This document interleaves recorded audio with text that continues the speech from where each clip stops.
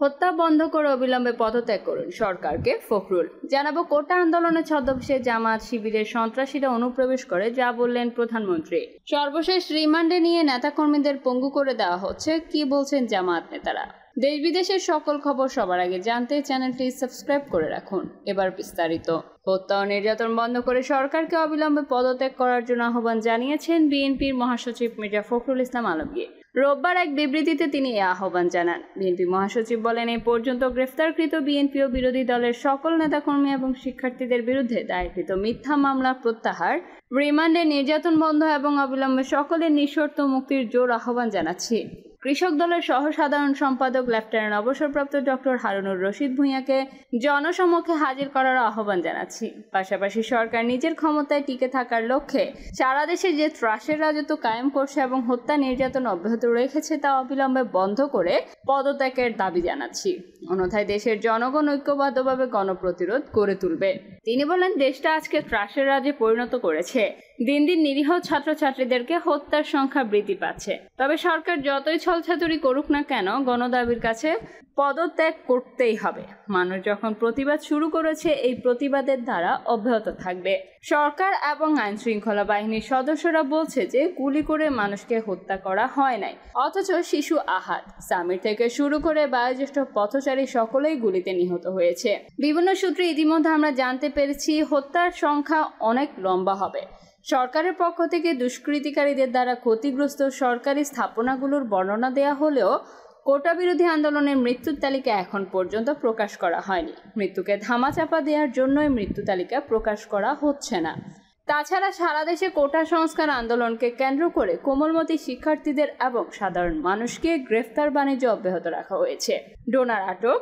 মির্জা ফখরুল বলেন, বিএনপি চেয়ারপারসনের উপদেষ্টা ডক্টর ফরহাদ হালিম, ডোনার আন্তর্জাতিক বিষয়ক সাধারণ সম্পাদক ব্যারিস্টার নাসির উদ্দিন ওয়াসিম সহ অসংখ্য নেতাকর্মীদের গ্রেফতার এবং রিমান্ডে নিয়ে নির্যাতন করা হয়েছে। তিনি বলেন, কোটা সংস্কার আন্দোলনকে নিয়ে সরকার দ্বিমুখী নীতি অবলম্বন করছে।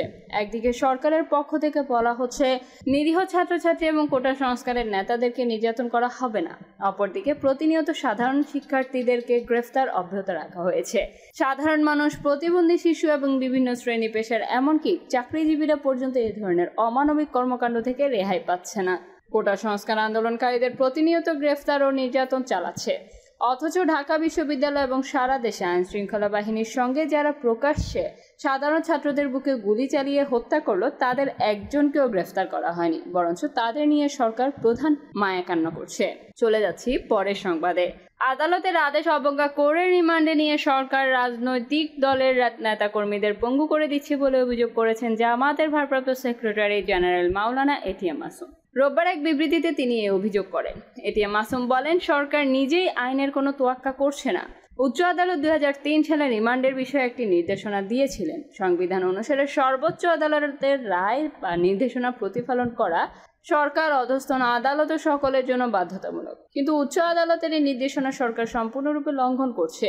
আদালতের আদেশ অপেক্ষা করে রিমান্ডে নিয়ে রাজনৈতিক দলের নেতাকর্মীদেরকে পঙ্গু করে দেওয়া হচ্ছে। তিনি বলেন, সরকার অহরহ মিথ্যা কথা বলছে ও প্রতিশ্রুতি লঙ্ঘন করছে। বলা হয়েছিল কোনো ছাত্রকে গ্রেফতার বা হয়রানি করা হবে না। সরকারের প্রতিশ্রুতি লঙ্ঘন করে ছাত্রদেরকে মিথ্যা মামলায় গ্রেফতার করে হয়রানি করছে। রিমান্ডে নিয়ে নির্যাতন চালানো হচ্ছে। 17 বছরের একজন কিশোরকে রিমান্ডে নেওয়ার খবর জাতীয় পত্রপত্রিকায় প্রকাশিত হয়েছে। গত 11 দিনে সারা দেশে কোমলমতি শিক্ষার্থী সহ 10 সহস্রাধিক লোককে গ্রেফতার করা হয়েছে। অনেককে বাড়িঘর থেকে তুলে নিয়ে গুম করা হচ্ছে। গ্রেফতারকৃতদের অনেককে রিমান্ডে নিয়ে শারীরিক ও মানসিক নির্যাতন চালানো হচ্ছে। সুপ্রিয় দর্শক, আমাদের ভিডিওটি যদি ভালো লেগে থাকে লাইক, কমেন্ট, শেয়ার করতে ভুলবেন না। চ্যানেলটি যদি সাবস্ক্রাইব না করে থাকুন অবশ্যই সাবস্ক্রাইব করে নিন এবং পাশে থাকা বেল আইকনটি চাপ দিয়ে নিন। পরবর্তী ভিডিও দেখার জন্য আমন্ত্রণ রইল। সঙ্গে থাকার জন্য অনেক অনেক ধন্যবাদ।